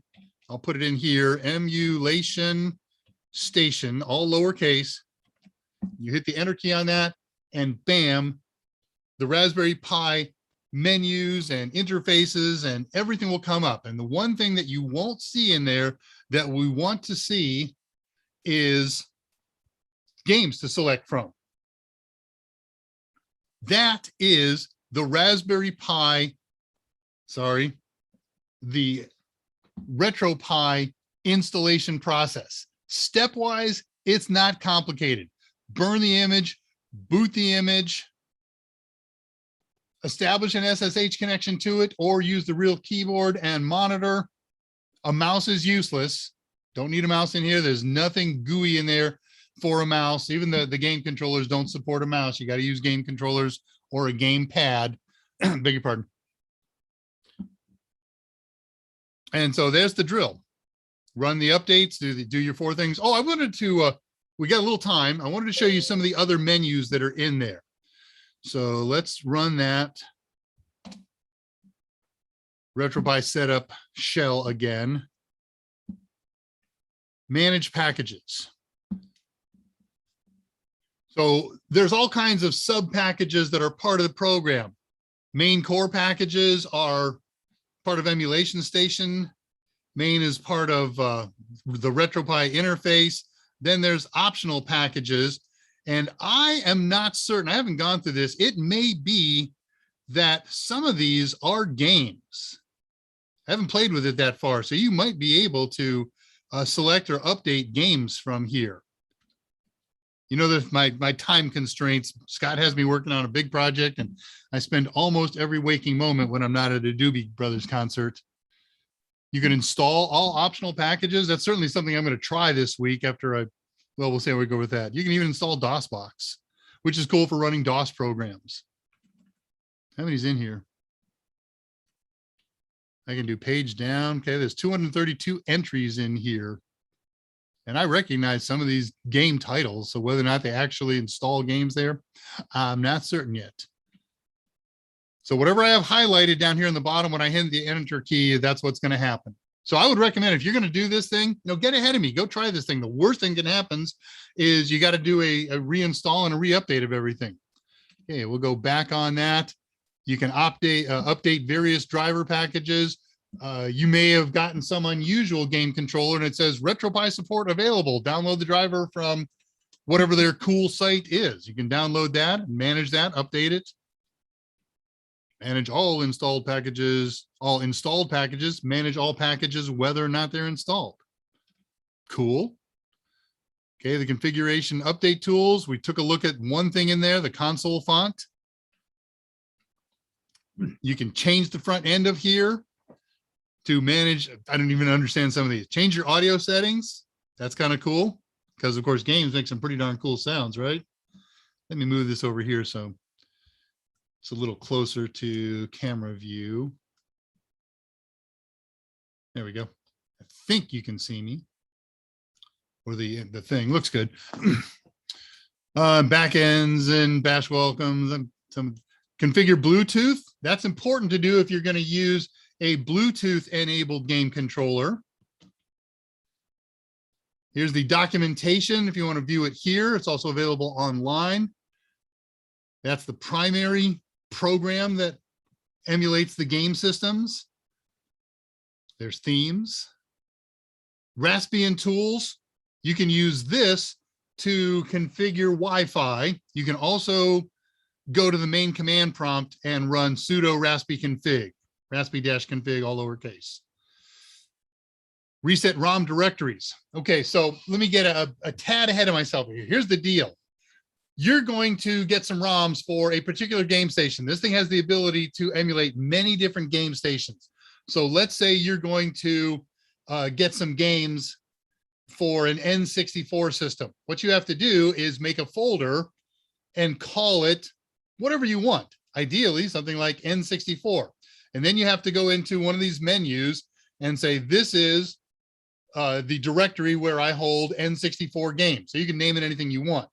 If you want to change those after the fact, this is the tool to use. Retro Net Play. Okay, there used to be ways to play arcade games over a network. This will emulate that capability and you'll be able to do that. That's kind of cool. You can run them over the internet. The run command launches a script. That's for running Retropie specific commands. We can set up a Samba ROM share. That's really cool. You set up a folder here and share it. And now you can use any computer on your local network to access that just like a Windows share folder. And you put your ROM folders in there and your ROMs in each of their respective folder. And you can do it from any other computer in the place. You don't have to use an internet connection from your Retropie system. You don't have to copy it to a flash drive. I don't have it in front of me and then plug it in. You get the idea. Kind of cool. USB ROM service, that's when you use those external ROM readers. They'll read real cartridges. And here is the specific place to go configure Wi-Fi. So these menus are great to look around. There's lots and lots of how-tos and details on that. We'll use the ones that we need to when we do part 2 in 2 weeks. We did the update. I want to uninstall Retropie and just leave Raspberry Pi OS running. And that's okay. Maybe you corrupted it or something like that. Uninstall it. The script will still be there under your home folder to run this, and then you can go back and do a fresh install and then configure it and update the script and then update it. And of course you can reboot anytime from here. Sweet. All right, so that's everything we need to know about installing Retropie. It's still Raspberry Pi OS. So you can configure regular Raspberry Pi OS stuff if you need to by running sudo raspi raspi-config. Thank you. Nice folks on back channel. So we've seen this menu before. There's not much that we need to mess with here. Don't use this to configure Wi-Fi. Use their utility because they've got that RF kill thing that this doesn't know how to disable, but their system does. You can, however, use this to go change your Wi-Fi nation. Can I do that in here? Serial port, remote GPIO, SSH, no. Interface, that was interface. Yeah, it's buried in here. Oh, probably advanced. All right, I don't care that part. All right, anything else in my notes that I want to talk about here? No, here endeth the lesson. So let me unshare this, dive out of that. I want to share one other thing with you. And then we'll take questions until the end of the day or until they get dried up, and we'll call it a day. And the next time I see you will be, well, I'm going to be on Discord today. Guys, if you would repost the Discord links again and the discount links again, the show discount. I'm going to do a couple things on here. And then get back to questions. Oh gosh, we got to do a voucher. Holy Hannah, it's 15:37 local time. We should do a voucher. I'm going to do a voucher. All right, contest. Voucher is good. I got to cover all my bases here. So I apologize if I repeated myself, but not everybody here is new. Oh, goodness. Okay, so I picked this up at, I left off questions at 2:58. So that's what we're going to come back to after we do all the vouchery stuff. There we go. Okay, there goes the Discord link at 3:37. I will be on Discord, and Scott will probably be on Discord shortly after the show for a little bit of time. It's Friday. Oh, wait, it's Friday. Scott's got publishers meeting. He will not be joining us.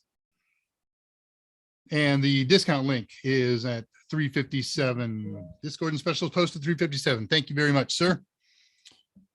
All right, so we're gonna do a contest for a CompTIA voucher. Voucher good for any CompTIA exam except CYSA, anywhere that the exams are offered in the world.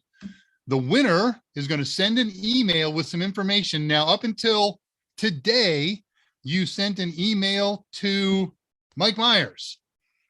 After his show on Wednesday, he said, Dave, stay online. I got to talk to you. Okay. 3:37 and 3:57. Yeah. 3:37 and 3:37. Thank you. Okay. Just now. There. And so, okay, I said online, what you need, Mike? He says, I'm tired of being the secretary for this stuff. You do it. So if you're the winner, you're going to send an email to me, and I'm going to, you're going to send me some specific information that I will show you and share with you. Back channel, if you would be ready to send that summary link of the email to send and ready to post once we've picked a winner, that would be great. And I've got a slide to show the same thing, only in much more detail. That link that I provided for you guys, or that summary, has just enough characters to fit on a YouTube message. Okay, so winner's going to send an email to me with some information I'll show you after the contest. Oh, I got to change this. It says to Mike Myers. I thought I fixed this everywhere. I know what I did because I did a search on Michael, not Mike. So I got to change this to Dave Rush.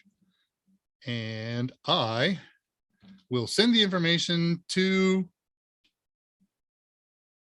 it's now my contact at CompTIA. So much changes here. Thank you, sir. My contact at CompTIA, and they will issue the voucher. So this process can happen in a few days, could happen in a few weeks. Those of you who have been waiting, who sent stuff to Mike, I believe he's caught up and sent them also. Everything that you've sent to Mike is in the hands of CompTIA. There's a delay right now because Mike is traveling. No, there's not. Done. I can pull all that stuff out of there. Okay, the contest rules. Mike does his show with his rules. I do my show with my rules. That is his rule that I'm allowed to do my own show. And because we have so few participants here compared to his show, it's necessary that we implement the one rule that everybody hates. Sorry about that. But if you've already won a voucher, you cannot win again. Maybe once we've gone through a lot of people and we've handed out plenty of vouchers, I'll ease up on that rule. But for now, if you want a voucher, you can participate. Just put the word pass in there, or I'll know. I've got the list of everybody that's won. I can look you up. But if you want to play, you can play. Only one entry, please, because we're doing the random number thing again. But I'm adding a twist to it. So, all right. No previous winners of vouchers. If you want other prizes on my show or Mike's, that's fine. If you want a voucher on Mike's show, that makes you a previous winner of a voucher. And so you can't win another voucher here. Am I dragging this out long enough? Sorry. We make it as fair as possible. There are issues with interneting and things like that. So beg your pardon. There is an inherent lack of fairness in the order that the winning stuff gets to me. But fortunately, since it's a random number selection, that's kind of washed out because, you know, how many people are going to get the same answer? It's not like a 4-choice test question that we do on some of the other forums. So that's the nature of the game. Whoever has the winning answer that I see first in my feed is who I declare the winner. If I make a mistake and declare the wrong winner is the right winner. I'm human. I make mistakes. Sorry about that. No do-overs. And it says I'll post Mike's email. Let's change that to my email. All these Mike typos are in the archive document that I put in there. Sorry about that. I'll fix that archive document when after Discord today. I'll post my email and the information that you need to send to claim your voucher. Sorry, real-time editing here. Okay, so I'm going to use a pseudo-random number generator. Yeah, okay.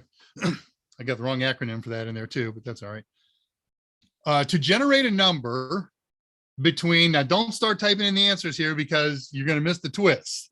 It's going to be a number that you're going to, that the random number generator will pick between 0 and 255. It's an online generator. So it will pick a number. You have to type in a number.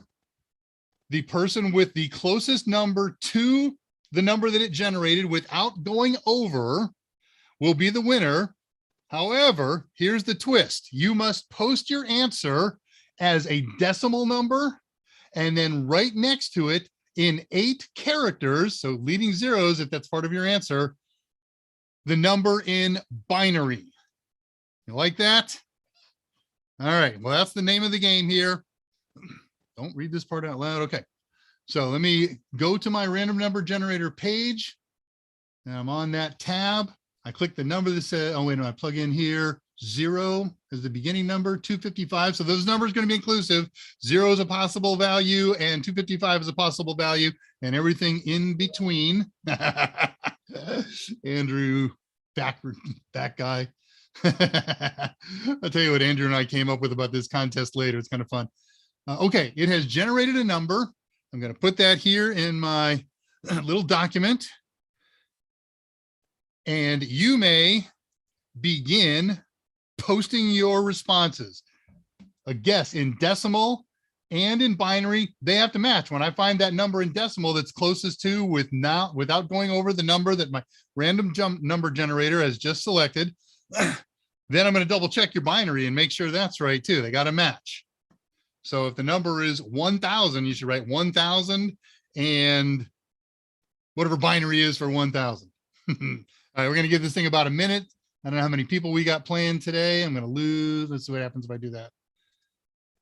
Well, we got 13 people here. Your odds are 1 in 13 right now to win a voucher good for anywhere in the world.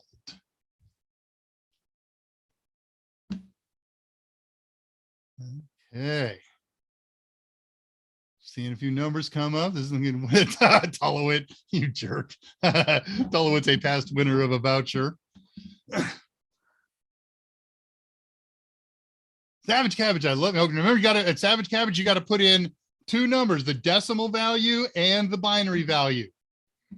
Because it's easier for me to look up the decimal value and compare that against the decimal number this thing generated. Meantime, I'm going to write my binary value here. I can do this one in my head. Actually, I can do any of them in my head, so it doesn't matter.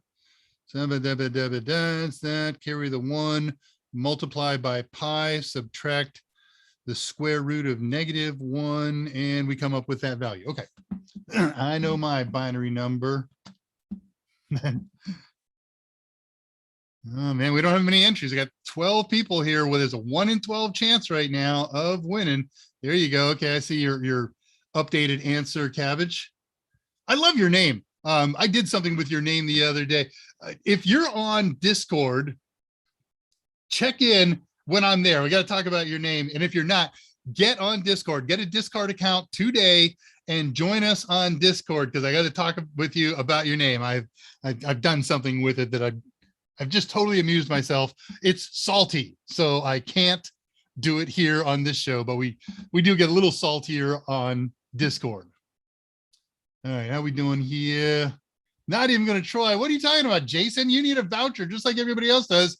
It's a number between 0 and 255. Try it, for goodness sake. I'm gonna let this thing drag out. I want to see a dozen entries here minus previous winners. Now, you know what? I guess I'm one of them. So your odds are even better. And Andrew can't play, and Scott can't play. There's 3. You got a 1 in 9 chance. That means we probably got just about everybody entered here. I'm gonna hang on a second. Just saying no to salty, Dave. Yes, no here. It shall not be salty here. All right, another 10 or 15 seconds. Way to go, Tullowit. Jason, give me a guess.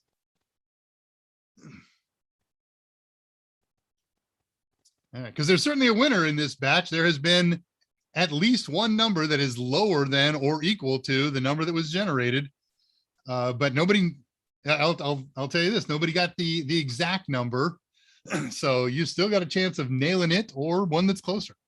There's Jason Helms. Okay, because I'm not smart enough for binary. You don't have to be, dude. I'm going to cut it off. You're done now. Next time, if I do this, remember Windows and Mac has a calculator in it with a binary to decimal converter. All right, we're cut off then with Scott's message at 3:47. I'm going to mark that here. And the number that the system generated in decimal was 144. So let me go back here and see who's closest without going over to 144. David Zintera too high. 111 for Siegfried. That's a winner so far. Oh, then Andre is 120.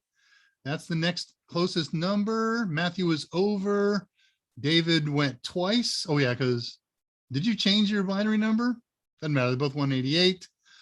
Tullowit is gone to Chicago. Catherine's over.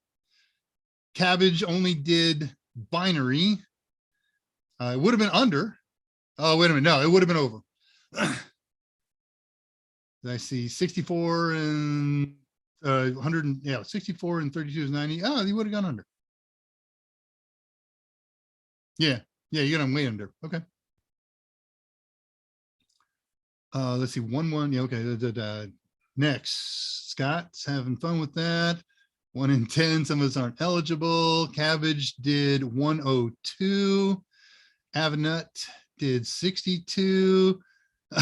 No Cigar went 188, and so did David Zintera. Yeah, that's the way I see it too, Scott. I'm just double checking here. Okay.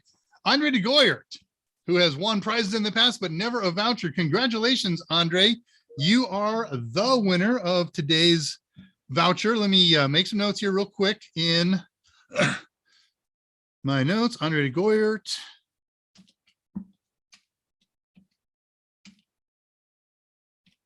And his guess was 120. Okay, that's saved. You've been duly recorded. Okay, so what you're going to do is you're going to send me an email. And guys in the back channel, go ahead and post that, who you're going to send it to. Andre, you can see it in the back channel, and I'm going to put it up on a slide here. Announcement, unofficial voucher winner slide. That's this one. Share it. And here we go. So you're going to send an email to my Total Seminars address, daver@totalsem.com. Identify yourself and the YouTube name that you used in the body of the email. Put your name, put your email address that you use for CompTIA in the body of the email. Same thing for your name, and the country where you intend to take your CompTIA exam. If you've already taken a CompTIA exam in the past, use the same email and the same name so they can tie your records together. It's a real bear if you use different ones and you try and tie them together after the fact. Congratulations, Andre de Goyert. Congratulations, everybody else who got close. Oh, let me check. He may want. Scott, did you check and make sure his binary's confirmed? Maybe there's no winner, or maybe it'd be a different winner. Let me take a look at this. It was 120, right? 128, so it's 64 and 32 is 96. We need 28 more. 96 and 16 is 2 is all right. Yeah, 16. 96 and 2. Yeah, you're good. Okay, very good. Is there anything else in slides that I haven't done here that you need to see? We did that. We did that. So that, I guess I want to share this with you. That was the teaser. Share screen. This is why I did our celebrating 64th anniversary in binary, to get your head in that area. The Pyre Square link, you've all seen that. AMA weekly discount, you've seen all that. The costume fancy dress party, you've seen. Unofficial Total Discord channels, they've been posted. We'll be there a few minutes after the show. And the voucher winner. So good. All right, that's done. I don't need to do that. Cancel that. How are we doing on time here? Cool, 52. We talk about what's going on next week, and then I'll get the last of the questions, and then we'll close things down. So, upcoming schedule. Next week, short show, is we're going to do the costume party right after that. So the project that we're going to do is performance and monitoring tools and commands for Linux. It's not Retropie specific. I've tested almost every one of them on Retropie. I got a few on Retropie, on Raspberry Pi. It's really cool. It's really fun. It's really interesting. Then on November 5th, Retropie 2. Then I got shows set up for the next 4 weeks after that. We've done eSpeak in here. We're going to do a simple eSpeak program that's going to announce the time and day. And then the following week, I'm going to install a motion sensor on that Pi so that when you wave your hand in front of it, it will announce the time and day using eSpeak. And I do this because if I wake up in the middle of the night and I'm stupid enough to find out what time I woke up, I got to reach over to my phone and double tap it and look at the time, or double tap it and unlock it. It'd be so much easier if I could just wave my hand over it and have it say, the time is 3:47. What are you doing awake? You can have special messages added to those times. So we're going to do a little hardware project. And then the week after that, I showed you a little bit about this. I bought a kit that's got a count up timer and a resetter. We're going to start the hardware portion of that. I'm going to do software first, probably. We're going to write a program to talk to that hardware and control it from a Raspberry Pi. And then the week after that, December 3rd, we're going to set up the hardware connected. Now, that may get pushed back a week because in the US, somewhere around 11:25, we've got Thanksgiving. I don't know what the deal is going to be on the show there. It's the day after Thanksgiving for me because it's a Friday. I'm feeling like doing it, but you guys may be visiting family or friends or something like that. So beg your pardon. Okay, last questions before we shut down. Let me set this up. Get my ducks in a row for after. Oh, I like that. I can do that. There we go. All right. So I left off at 252, somewhere thereabouts. Okay, there was 352. Okay, a lot of people talking with each other. That's cool. I have to see if I'm off next Friday. Okay. Yeah, we'll see. It's 2 weeks from now. I need to do alternate weeks. Excuse me. Like I said, burned my esophagus. We're doing Doobie Brothers songs and lyrics today. Actually, I'm doing well. Okay, Discord links were posted at 337. I don't know where I'm getting this 350 stuff. I'm in the 330s. And the discount for this week code is Alaska on the bundles. Yamo be there. Yaha. Diffie to Dave R to Blood Rush. Dave R at Total Sam will be the answer. Look at that. You were planning ahead. You were planning on winning that one before it ever started, Andre. Well done. Can you give free voucher for someone special? Yes. I have lots of special family and friends. Can't believe you didn't try. Next time, dude. So I have to modify this next time because you guys will all be ready. No, you know what? I don't care. I don't care. If you want to find a way to do it, I'll probably do the same style contest next week. Yep, Windows calculator. Jason Helms, Windows calculator. I'll help you convert. Hey, everybody was on there with me. I'll explain later. I can't get to my computer right now. Yeah. Well, yeah, if you're using an Apple phone, they probably don't have things like calculators in there. But if you're using an Android device, so close with Siegfried. Congrats. Winding things down. Now I can get my Net Plus cert. Yeah, that's awesome. Congratulations, man. Hey, that finishes up questions. Oh, Kawhi Chan, Kawhi Chan. There we go. I was trying to convert that. I was anglicizing it. Sorry about that. Hi, nice to see you, sir. All right, we got about 3 more minutes of show. If you got any more questions, now is the time for them. And if not, I'll yammer for another 3 minutes. I've done all the cool news. I did Doobie Brothers. That was fun. I was at the Doobie Brothers concert. Like I said, they're not my favorite band of all time. I had a good time. The first half of their show, they only had 1 or 2 of their old classics. They, of course, have a new album, so they had to play 3 or 4 songs from that. Nobody knows that except for the people who got the album in advance. I did. It's on my wife's desk. I didn't listen to it. And so I was working. I was talking with folks on Discord, and I was talking with folks at Total Seminar and family, and taking pictures and all that good stuff and sharing. But and then the second half of the show, that was all their old classics, and of course their encores. They were all old classics. And then I got a little more engrossed in the thing and had a good time. It's kind of weird, concerts these days, especially for bands that are for people my age. You don't get as many people stand up, even for the great songs that call for standing up. Obviously, some folks bring younger people. Some younger people do come and they're up and they get in the way. If everybody's standing, then everybody can see the band really good, especially if you're in the nosebleeds. We didn't get great seats, but we got good mid-level seats. But if everybody's sitting, everybody can see. If everybody's standing, everybody can see. But when 30 or 40 people are standing, the people right behind them for 2 or 3 rows, like, down in front.